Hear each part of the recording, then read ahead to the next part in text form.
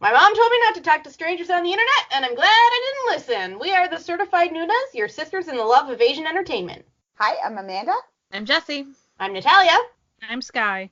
And today we're going into a deep dive on a movie that Viki recently put out that we all decided to watch this weekend. Hit and Run Squad. Oh boy.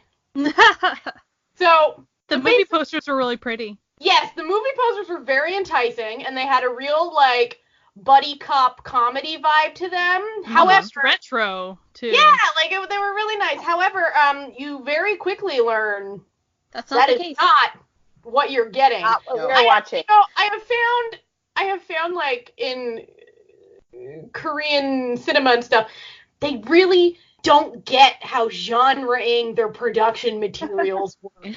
No, they don't. So, I have been hoodwinked several times by things like this, thinking you're getting one thing and getting another. Like the show Bubblegum, which... Not Bubblegum. No, it was very dark.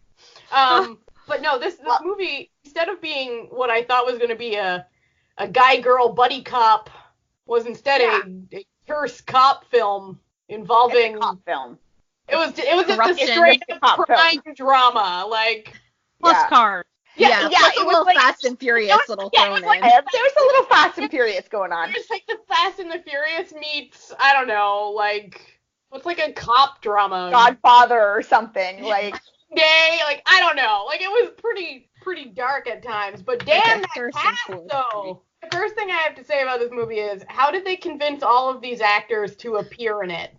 Because it wasn't some sort of transformative work. It was a straight up just cop drama that most of the actors in were just too good to be in. Yeah, this is not showcasing their acting skills at any. I mean, other than our girl, there was one scene, and I can't remember what was going on in the scene now, but it was she's just standing, staring, looking at somebody, and you can see, even though her face doesn't change, you can see how she's she goes into a moment of almost smirking, she's almost gonna laugh, but she's not, and you can just see it in her face where nothing happens, but all of a sudden you can tell she's smiling. Yeah. And then she's not again, but her face doesn't actually change. But it was our girl is so good. She's good. Goodness. I think the three main actors, they got to showcase their stuff.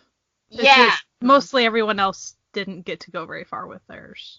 Jo Jong-suk as a villain did not see that coming. And he was hamming it up. He was having the time of his life being a sadistic, evil asshole. You can tell, I feel that's why he agreed to do it. He just was can I be ridiculous? Can I give myself a stutter for no reason? Okay.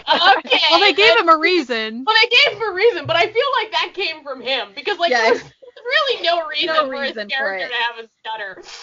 Yeah. It had nothing to do with any other part of his life because it didn't hinder him in anything. Yeah, it never became a problem. It should have become a problem. It was vehicle for other people not to know that he was that bad. Kingsman, how everyone sort of made fun of Samuel L. Jackson's character's voice, but he was evil, whatever. But it didn't matter that he had a stutter. So I feel he was just all right, I'll do this, but let me have a nonsense stutter that comes and goes. I'll give myself a backstory that... Can you imagine, though, between him being, really intense and crazy, he probably just, died just laughed after every single time he did that. His character was laughing through the whole thing. Yeah. I really liked how over the top, of a villain he was. Because, when you're watching it, you're yeah. And then, when you pause to, get a snack or something, you're wait a second, Yeah, he's totally not a realistic villain at all. No. But it's really weird because everything else is kind of realistic. A billionaire and on the same front, Ryo Jun-ryul's character was also very, very unrealistic as super cop. The super greatest, tough, but also quiet. the greatest beat cop you've ever seen. Like, who can identify the villain? Like, who can identify by, like, some salt on the ground? Like, I looked at this guy's shoes, and now I know who the criminal is. Exactly what happened. Just by Survivors don't to wear college. shoes. I was just a street racer, but now I know all about forensic science for reasons. But not like actual forensic science, just like looking and being like, yes, perfect. And also his crappy little phone that takes incredibly high quality. I'm like, yeah, you're taking crime scene photos on a flip phone, like just be videoing everything. buddy, like, so cute. That's what I liked about him, because like, his character was like definitely in any other, like, especially Western movie, it would be like really cool and kick-ass and like very like pretty and like, you know, like rugged, and he's just not what that. I like it when they show him like in the past, that's what he was. Yeah. He was like cool, badass, like bad guy, and then he's just like, no, I'm not. No, I'm soft now. Like, I'm like a little fluffy buddy who just loves my dad and loves, you know, like just being a cop, doing my thing, and I found I like can't do that anymore. Too much temptation if I get behind the wheel to go fast. But yet in 10 years, his skills have not diminished at driving. It was like riding a bicycle. As soon as he hopped in that car, he knew where to go. He could drive just as fast backwards as the other guy could drive forwards. Like, but I think what I liked the most was that action scene that he had, where I was actually like watching this alone by myself at midnight, and immediately texted my husband and went, I just saw something that I have never seen. I did all three of them. I have just seen something that I have never seen before, and it was the brass knuckle handcuffs, because that was inspired.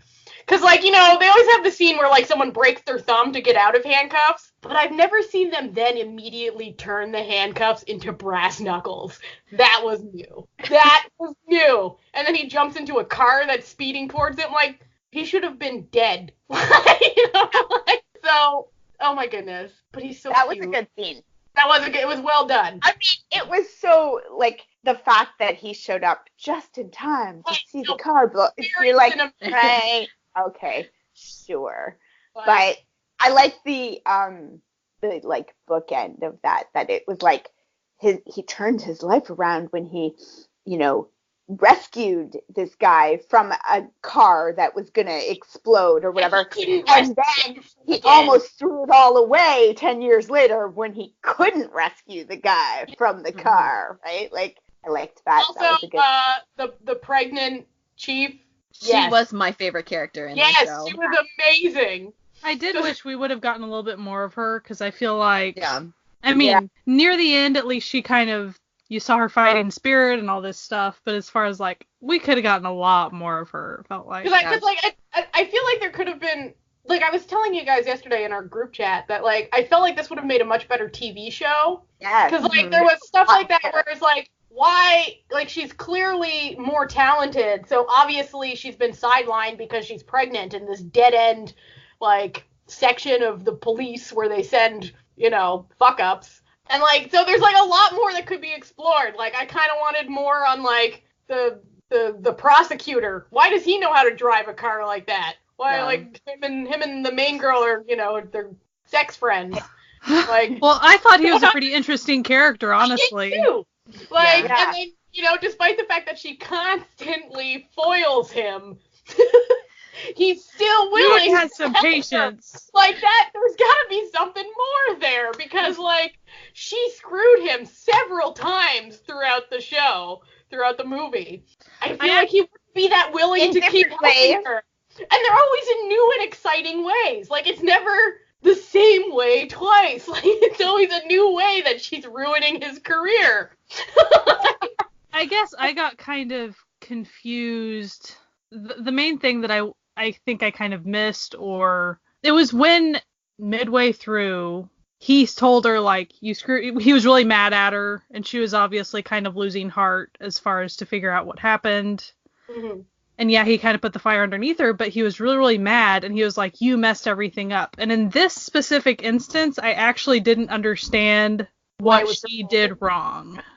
Like, the other times, like when she purposefully put coffee on her laptop, totally understand that. But like, when she roped him into her illegal wiretapping scheme, yeah, okay. Right, but like, when she got him into a huge car accident, okay, sure. But yeah, I also didn't, like... I was puzzled. Like, maybe there was, like, a deleted scene that we missed. Like, because it sounded like, from a professional standpoint, she totally screwed him over. And I was like, I think I missed how that happened. Okay, because, like, did she tell him that it was an illegal operation? Yeah, maybe he would have known.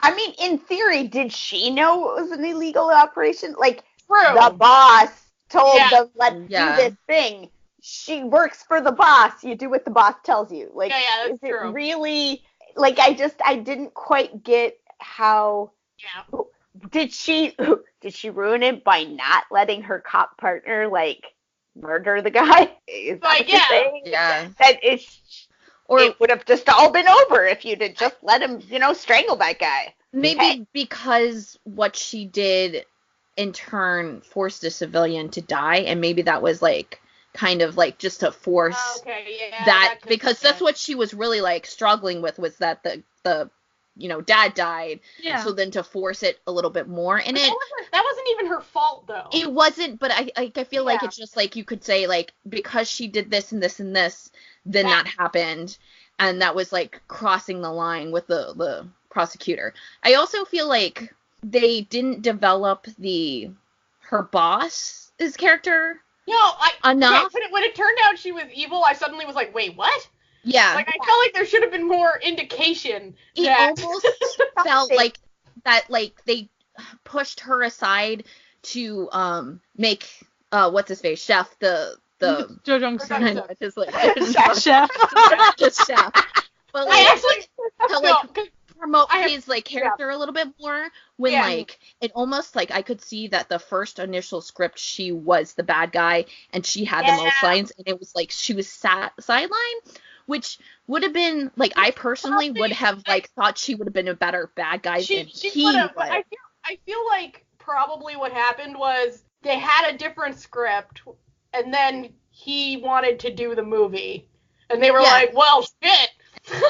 Like, we gotta give him something meaty to get his fingers into. But, like, yeah, her character would have been a little bit more interesting. Yeah, because there were definitely times, like, I liked his character, but there were definitely times you were like, his character was not written enough comparatively to some of the other, like, main characters. So you're like, this is weird. And it's like this character's not supposed to be at the level that he's supposed to be. So then that was like a little jarring at like times when you're like, it seemed like he was not supposed to be the main villain. It seemed like she was always supposed to be the main villain. Yeah, because I feel like especially with his interactions with the police commissioner who he was bribing, like, I feel like there could have been something a little bit more that went down there. Because, like, it ends with him being like, yeah, like, you think you have power, like, become the mayor, whatever, but think about who's financing you. But I feel like that needed a little bit more, because, like... It felt like every scene, almost. Like, every scene felt like you were missing something from the middle or the beginning. Like, it was just like they had cut it, deleted a scene, and then they were like, oh, just push it together. It should have been a TV show. It should have been a TV show. It feels like somebody pitched it as a drama. Yeah. And somebody went, I don't think so, but what if we make it a movie? And put cars in it. Because, like, it was fun. Like, it was a really fun movie. And it was like, over 2 hours long, so there was a lot of stuff, but, like, it could have been a little expanded upon. Worse somehow. I do think his villain, the big question was always, like, why is he so powerful? I mean, he obviously is unhinged. Right. Yeah, I got that. Yeah, but see, how do you become that rich and powerful when you're that insane? That was the unrealistic thing about it. Like, it's not like he was like a chaebol. Like, it goes into, like, my dad was your dad's chauffeur, and now you all work for me. But, like, But you need like the cold, calculating villain to do that, not like the unhinged, does what he wants, crazy villain. Like he also should be dead.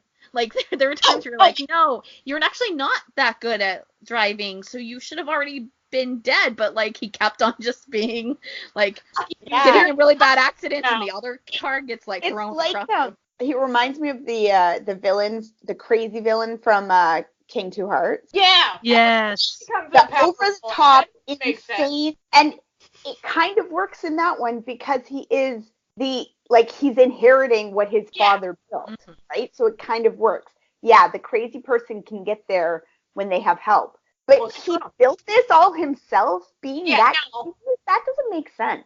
Like, no, because who would go to work for this guy before he has money? You know, pretty much all the underlings were like, yeah, he's animalistic and super crazy. It's like, why are you working for him then? Run away!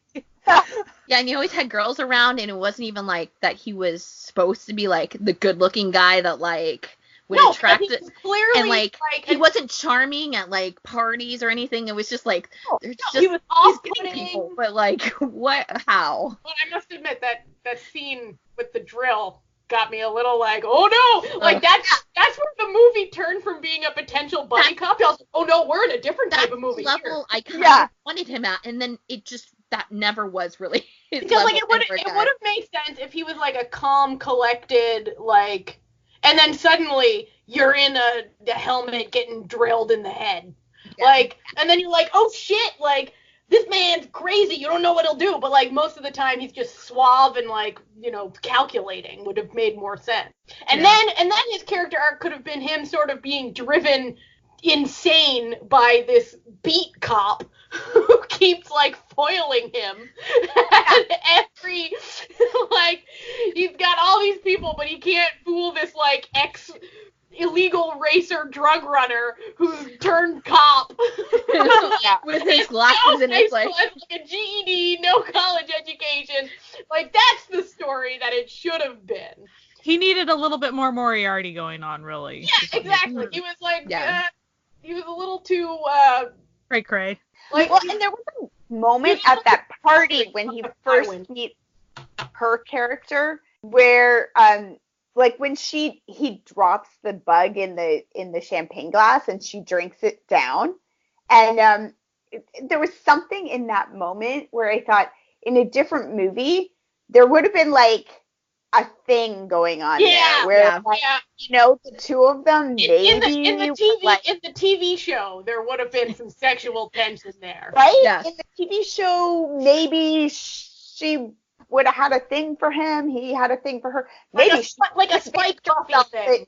He wasn't really the bad guy, he was being used by somebody else. But then it turns out that he really was, and she has to take him down, which is a nice arc to have, because then you have the hero's sacrifice. But hey, the movie, I gotta say this, the movie had no romance. Okay, like not like with the prosecutor, but I do not count that as romance. That's just a girl getting hers. Well, you know? And I mean, we had the little side bit with Key and his the sweetheart EMT. How did they get Key to come and film 5 scenes for this movie? Like that's it. That's it. They got him to dye his hair, like come film like 5 lines. Like how?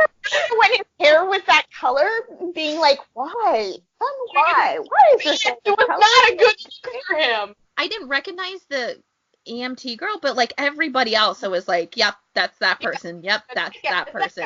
Like the guy who played the dad, I see him everywhere. Yeah, and the friend was just in a show. Yeah.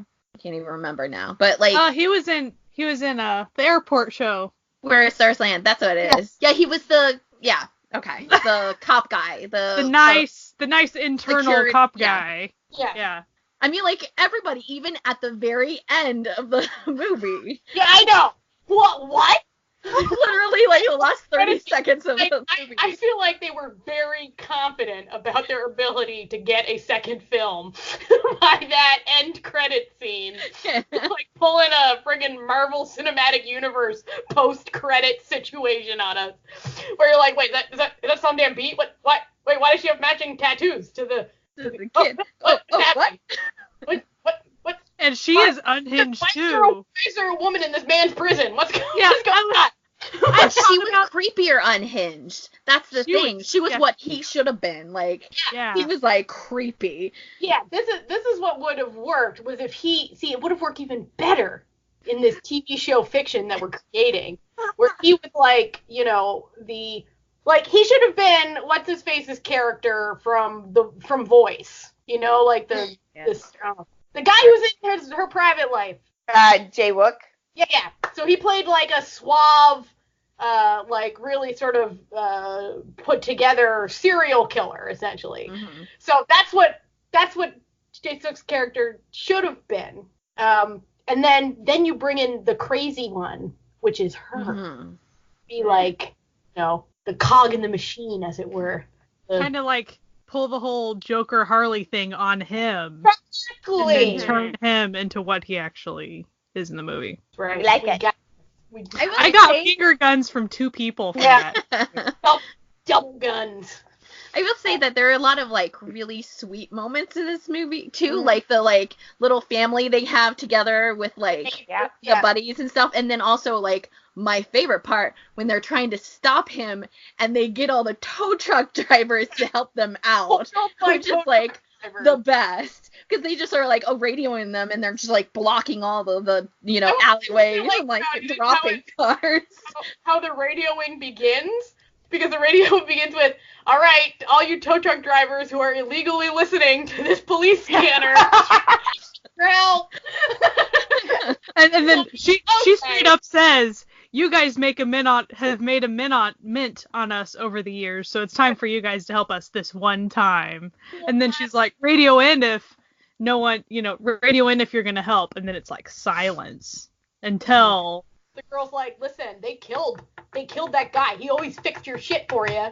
He was a nice dude. He gave you dinners. And then she starts crying, and so then all of a sudden everyone's like, oh, fine, like I guess. Guess we'll help. Be nice this one time.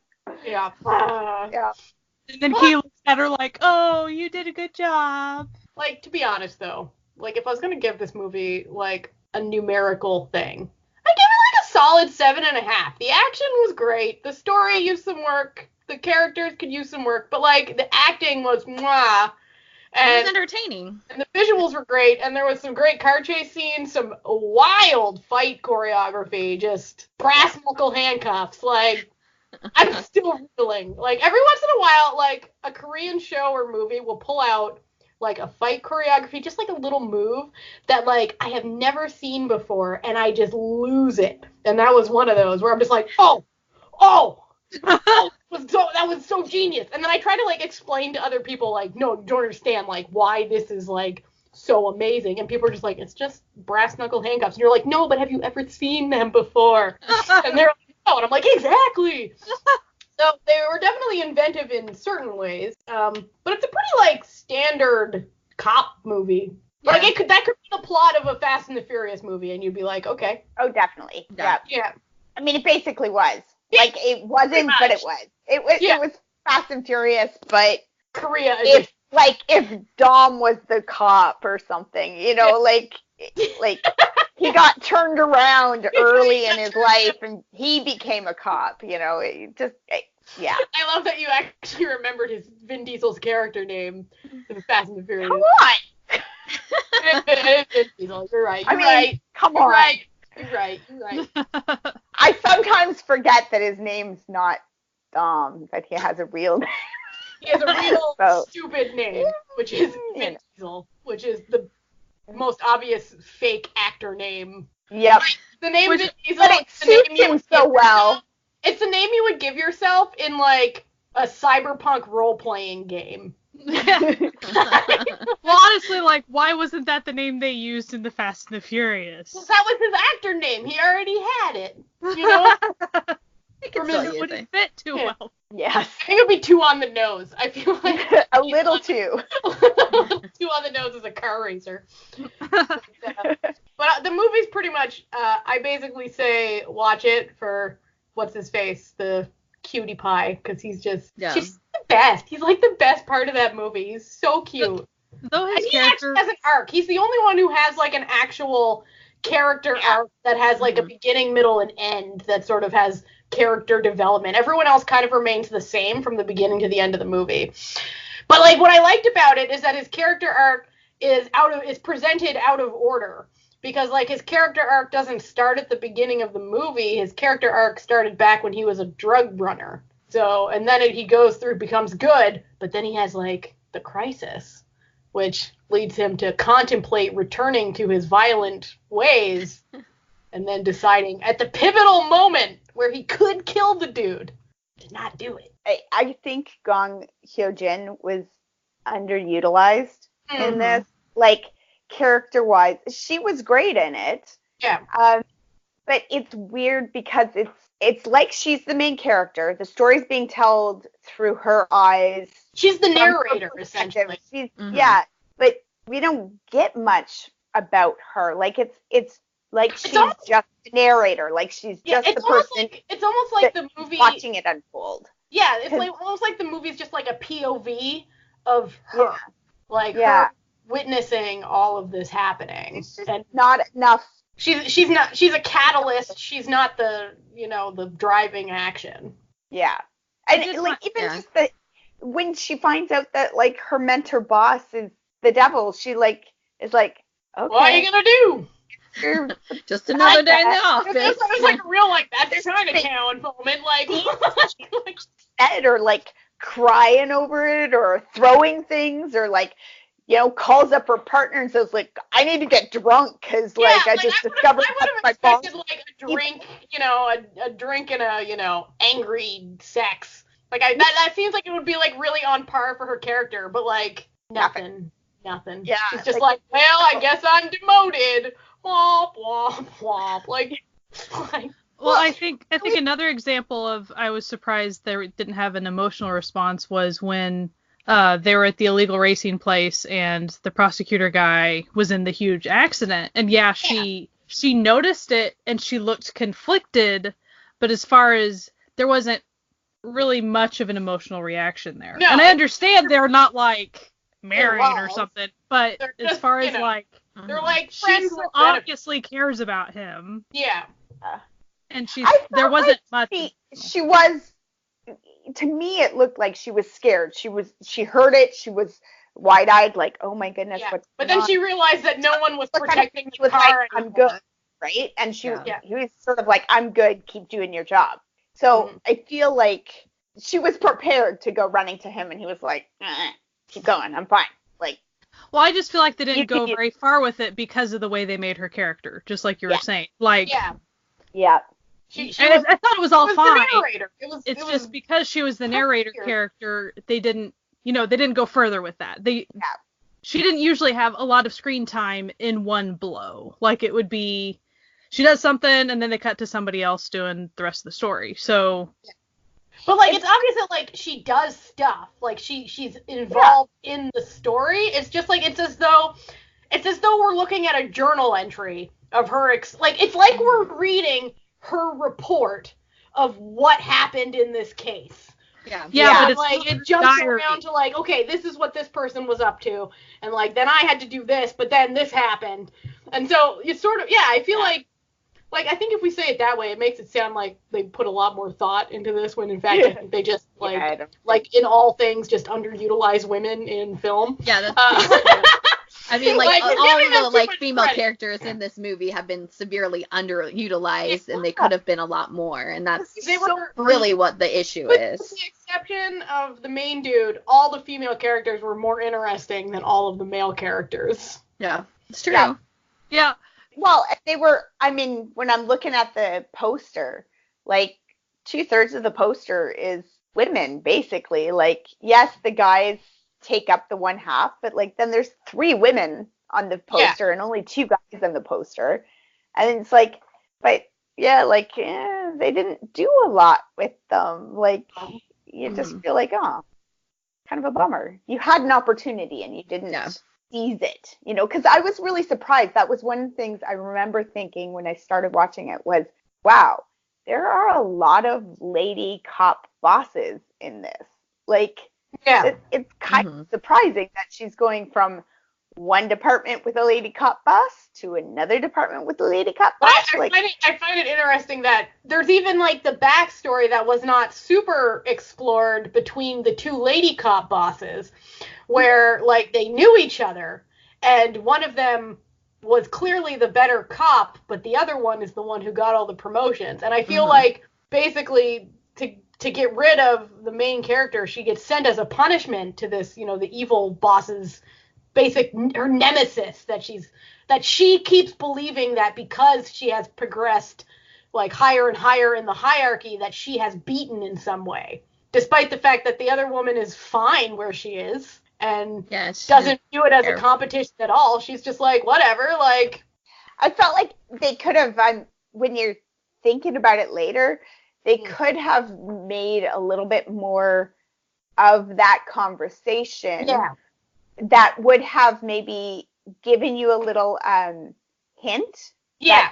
The boss was going to turn out to be bad, you know, like where she's like, I just didn't play the game as well as she did, you know, like make that a little she's bit like, I was the ace, right? Like there should have been a little bit more like that. Like, well, then if you were the ace, why are you? Yeah, here? like they're just they could have storage department done something there. Like I think the reveal that the lady boss was bad was out of left field. Like there was nothing to hint at that for us. I actually thought, like, did I, like, miss a scene? Like, so many times watching this movie. Yeah. That's what I thought. Whoa, let me rewind a little bit, because I must have missed something. Nope, I didn't miss anything. Where's the scene that goes in here? Like, I have to admit, though, the scene where she locks her out of the room. The command center. Basically, the command center is like, yeah, you try to break in here. Nope. Like, I thought that was the most, like, sort of insight into making these characters slightly more interesting, because you can see, like, I feel like there was more written about their backstory than maybe they had acted. Because, like, you can see the woman acting shocked that this other woman is standing up to her, and, like, you know, being completely, taken aback that this woman would do this. So I feel like there was more that originally existed that just, like, didn't make it, because that was the first time these two characters interact on screen. Mm-hmm. But it doesn't seem like that was the first time those two actors interacted on screen. Yeah, it wasn't like they were, you know, they graduated at the same time and they kind of just, like, separated. There was obviously, like, they were connected, like, throughout the years. Yeah, because, I mean, that's the picture that you get, is that the boss has to do something with her. So, like, I'm sending you to my friend because I know she'll take care of you, and she won't treat you badly because you were part of my messed up investigation or whatever. Which is definitely not why she sent her. No. Like, that reveal is fine. She makes it clear, that, like, I sent you there so that we could get more dirt or whatever, right? Yeah. Like, basically sent her the one place that shouldn't have any ability to do anything about this scheme that she's cooked up. See, this would make an amazing TV show, guys. We've like it really would. Like, we've written like a really great TV show from our so much more there. So much. There's a lot of fertile fields for new ideas to grow with those same actors. Like, they all do dramas too. Yeah, like the drama cast. It would have been. I loved that there was not a romance line between, like, the two main cops. Mm-hmm. Yeah. Because there was, like, actually a really intense moment and they got each other's faces, and there was grief, and there was there was tension, but it wasn't sexual tension. It was just, like, human interaction type tension, and I love that. Either of those characters could have been either gender. Right. Yeah. Like, it didn't, you know, they could have been cast in the opposite roles and it would have still worked as a story. Yeah. Yeah. This would make a really good OCN drama. Yes, it would. Right? Yes. Because OCN doesn't always have to have the romance either. Sometimes they often do. but, like, they don't usually, right? Or, like, the, like, kind of side romance. It's not really. It's just like these people are character, you know, romantically connected, but it's not the, like, story. There's not, like, some soft focus at the end of every episode with them looking into each other. No. The conflict doesn't come from their a split screen on someone getting stabbed or something. You're like, there we go, OCN. Like, this is what I came here for. OCN often has shorter dramas, right? Like they Yeah, often 12 do episodes. 10 to Like 12 12 episode. And I feel like if you tried to make this 16, it might be too much. Yeah. Like there I feel might like not if be this was enough made- there for 16, but like 10 or 12, If this was made on like SBS or NBC, it would not work as a drama. It would be terrible. But on OCN or like JTBC, I feel like it could go places. definitely. It makes you wonder why they did pick to do a movie. It's probably because they needed the budget for all the car crud. And as far as like finding an audience, you know, a movie audience wants a car movie, so we're gonna give them a car movie. Yeah, and that sort of thing does look better on a movie on a screen. big screen. If it wasn't so centered on the car chases, I think that's where it could really work. And it totally didn't need to be. No. It chose to be, and that was fine. fine. And you know what? Who doesn't like a good car chase scene? Right? And there's been a pretty epic couple of car chase scenes. Real over the top, like just. Which if you're gonna do them, that's what you want to see. Yeah, exactly. Like you don't want to see you just driving down the street. Like I can look out my window and see that. You don't watch these movies to see the O.J. Simpson car chase. Like good car chases. Good stuff. The whole thing where you think he's getting pushed off into the water, but nope, he lands into the racetrack. It's like, I had no idea that was going to happen. I did actually like how she used the cop's flare gun against him in the car. I laughed. I was like, I know it's not supposed to be funny, but this is like, mwah, just beautiful. Like he pulled out the wrong gun. How hilarious is that? He pulled out the wrong gun. What scene was that? I don't think I caught on to it. They're like, arrest the two cops, and she's in the car like, with don't do cops. it. Like, just continue on. When they've that was separated. The flare gun. I wondered what the crap she did. I just missed it. I was like, what? And then he tried to pull out his gun, but he pulled out his flare gun because most cops in Korea don't actually carry guns. Beautiful. Finger kiss. So it had fun moments like that. But overall, the story was a bit weak. Characterization. There should have been more. I mean, that would have been one of the things, if it was a drama, we would have got more of those, found family dinners. Yeah. Scenes. Yeah. That was a highlight for me. It was and then we would have been more devastated when he died. Because, instead of being like, oh, no, I was like, okay, yeah, here's where he dies. Yeah. As soon as he got those keys, he was like, no, I'll do it. And you're like, oh, you're going to die. You're going to die right now. What are you doing? Triple dad, thumbs up, you've been great. You're basically being fridged for your son's pathos. At least, whatever. The dead parents, it's a classic. It's a classic, Actually, so what I thought was kind of interesting about that, though, was I kind of expected the cop character to go a little unhinged or crazy with revenge at that point. That's what she was worried about. Right, but he really, I figured he would kind of immediately just kind of hit that switch with his dad dying. And he didn't. He kept it pretty well under control, which was surprising, because usually in movies it is he went into attack mode. But it wasn't a crazy attack mode. It was a real, I actually think it kind of works, because he was an expert speed racer. And you need to remain, so he would have been trained from a young age when he was running drugs to remain calm and tactical under tense situations. So, but he had given up that life, so he was sort of just sort of the cute, goofy cop who has no real social boundaries and just sort of shows up. But then he reverted back to his hard character when everything in his life basically exploded in front of him, literally. And gosh. But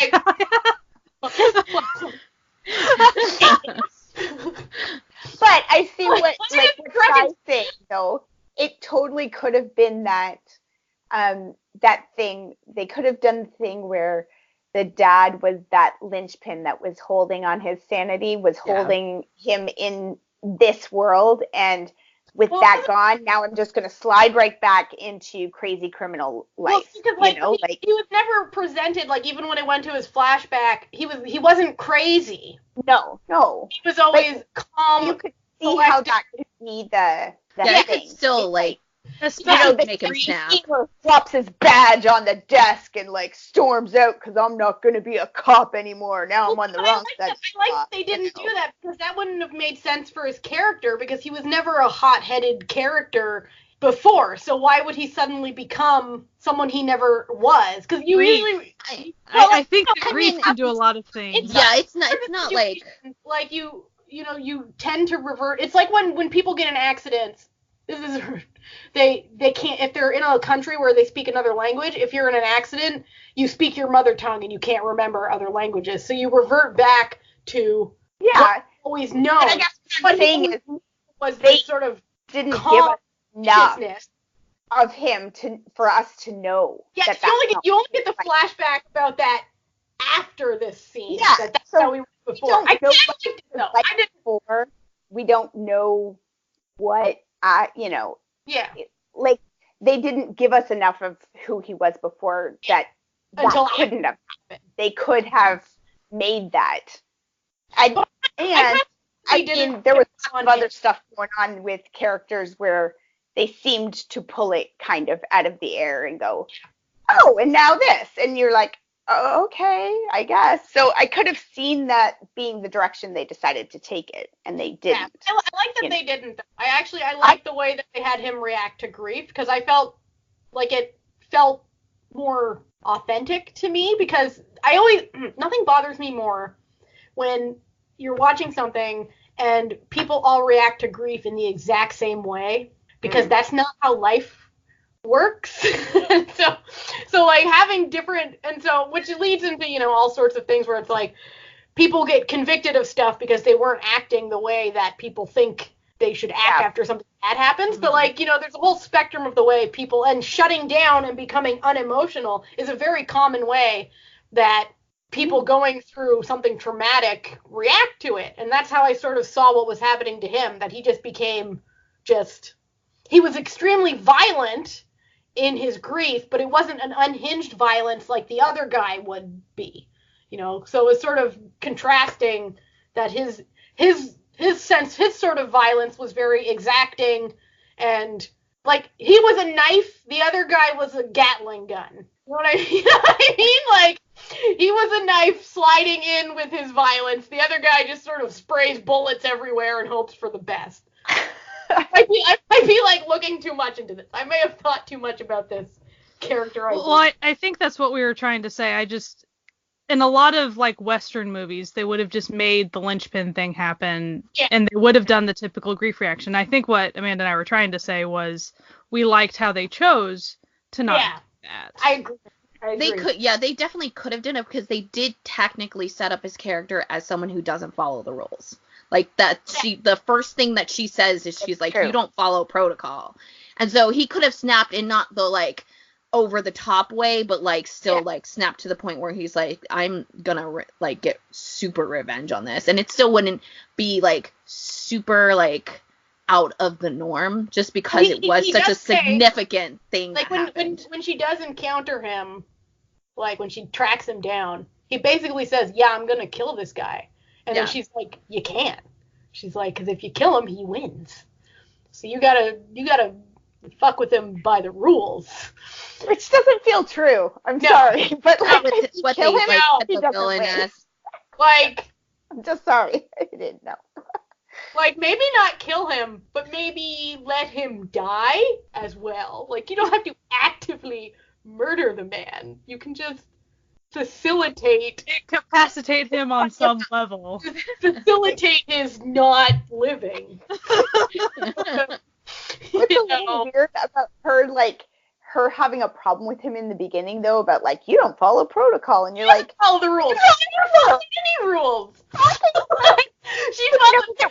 I sort of understood that. She's constantly breaking the rules. I felt like I sort of understood that in the sense that she saw herself as better than him at the beginning, because like the first time she encounters him, he's in the stupid mascot outfit and like has his crappy little flip phone and looks like a hobo and just seems like an idiot. Oh, very cute hobo. But he just seems like an idiot, right? Like he just seems like an idiot. So I feel like she was like, okay, what the fuck is this guy?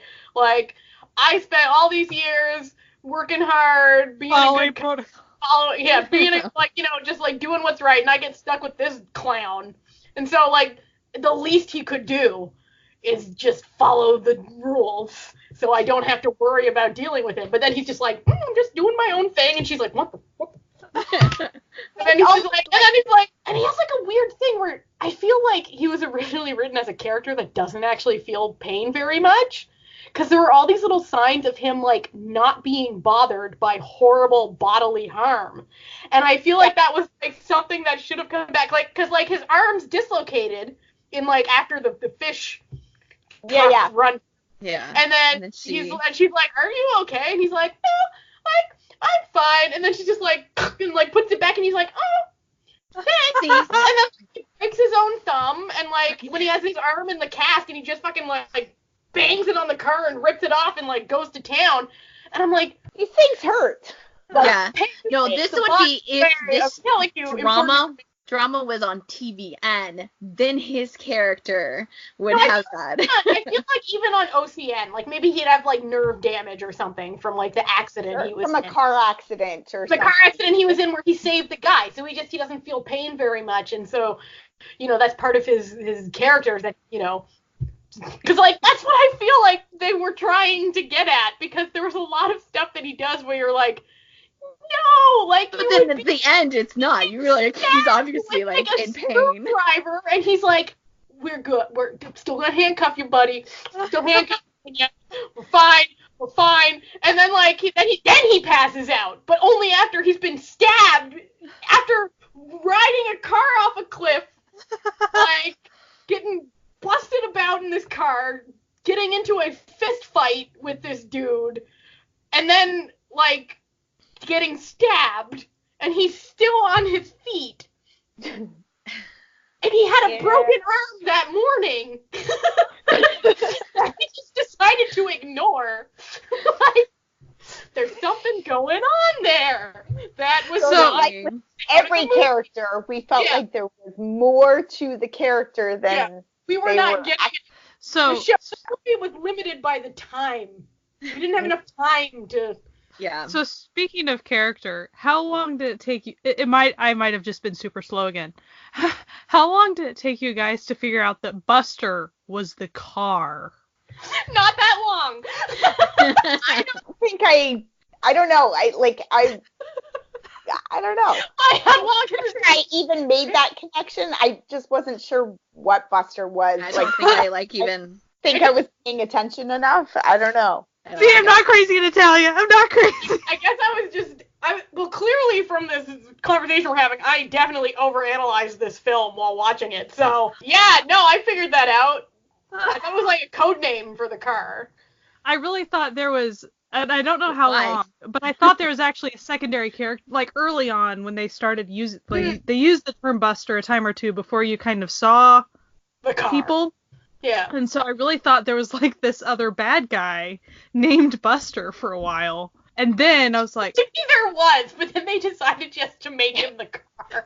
They cut out all of his scenes. And they're like, well, I guess it's the car. And then eventually it was obvious, like, oh, he's like, Buster! And it's like, the car. Okay, got it. But, like, just the way it went before that, I really thought it might have been a dude. I don't even think I, like, remember, like, the times that they said Buster. So, I definitely went... Like his name or his, like, nickname or something like that. I wasn't clear what they were doing with it. It's not nice enough to get a nickname from people that's not incredibly unflattering. Okay, speaking of nickname, though, I feel like, and I did not watch the trailer, and I'll have to go back and check it. I didn't watch the trailer, but definitely on the posters, I thought his name was Ace. Like, the way they had promoted the show, the movie, like, they called him Ace for some reason. Does he never Ace? The cop? Or no, the bad dude. Oh. Listen, we don't need to look too deeply into this. No. Clearly, the movie was trying to be some things that the editing team decided it was not. Or the promotional materials team was like, we're just gonna name people random stuff. Yeah. Just like they were given an early draft of the script in order to make their promotional materials. I love the posters, but they really don't match the movie. No, they make it seem like it's going to be a little rompy fun fest about catching speedsters. Although, when you look at the poster, like, nobody's smiling in it. Everybody looks cranky. But, like, the colors of it, though.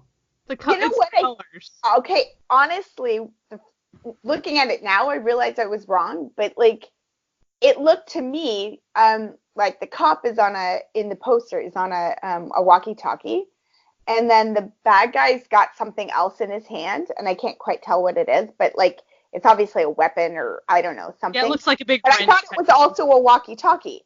So I honestly went into this, and I thought the three of them were the cops. Yeah, like, I did too.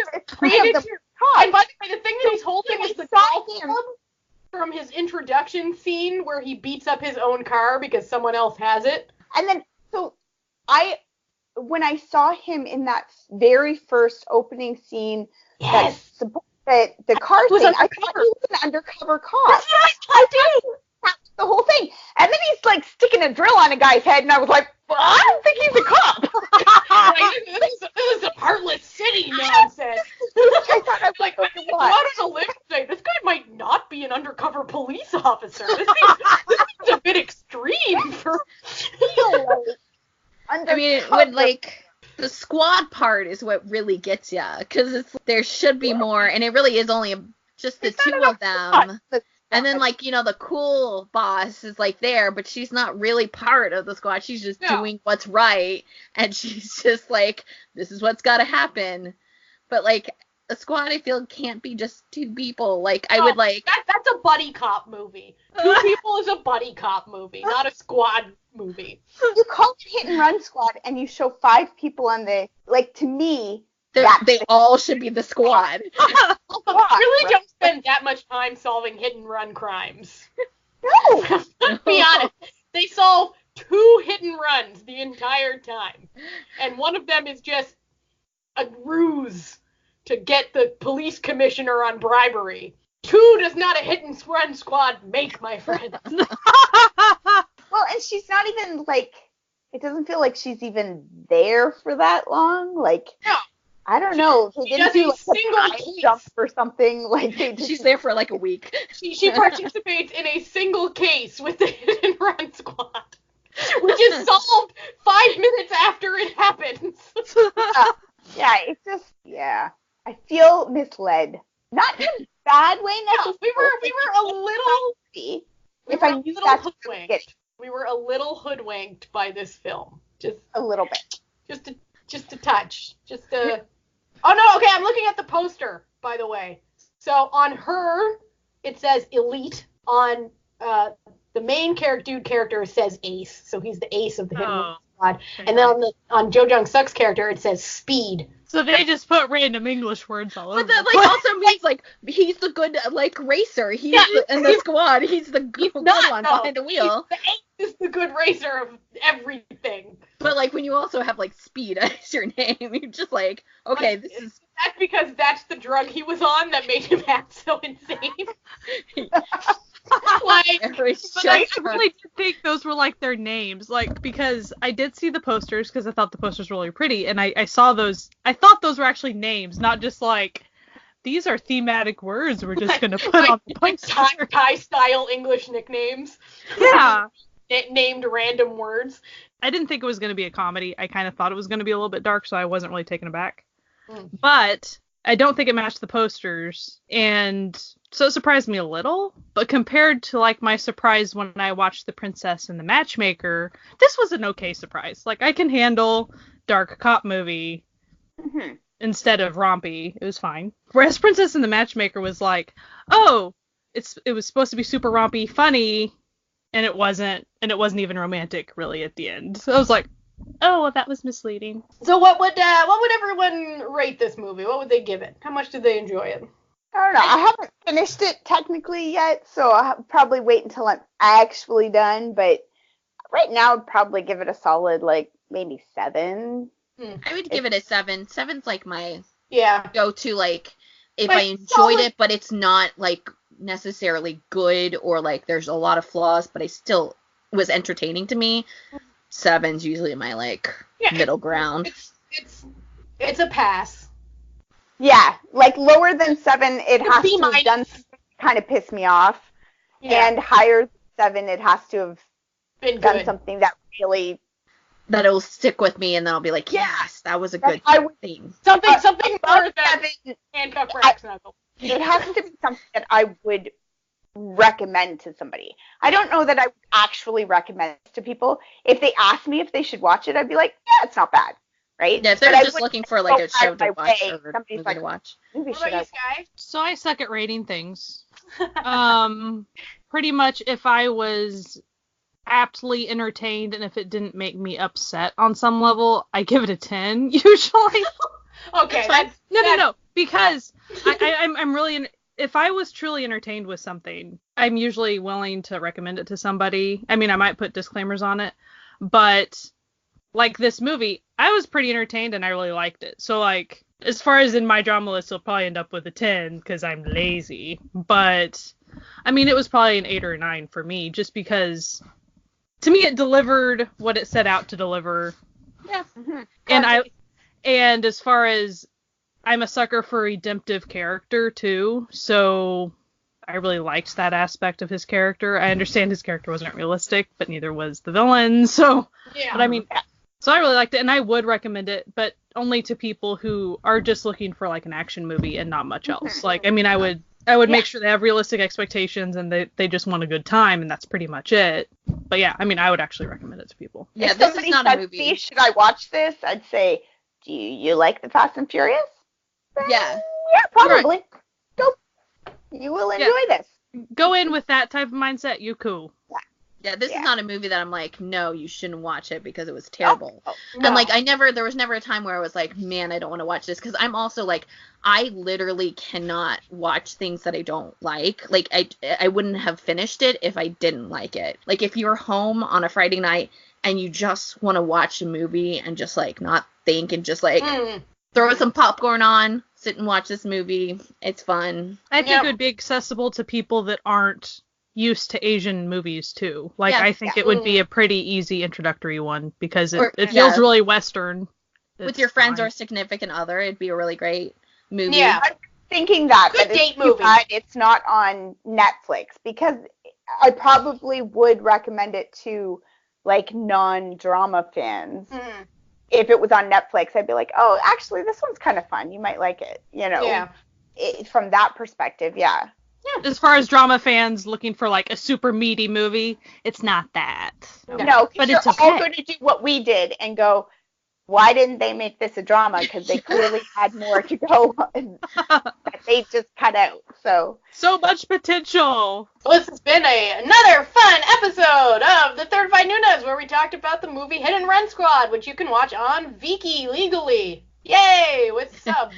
Woo! So you can listen to us wherever you're listening to us now, but also on Spotify, Google Play, Apple iTunes, and YouTube. We're always on Twitter, and we love to chat dramas, so look us up at Certified Nunas. All right, have a great week. Bye!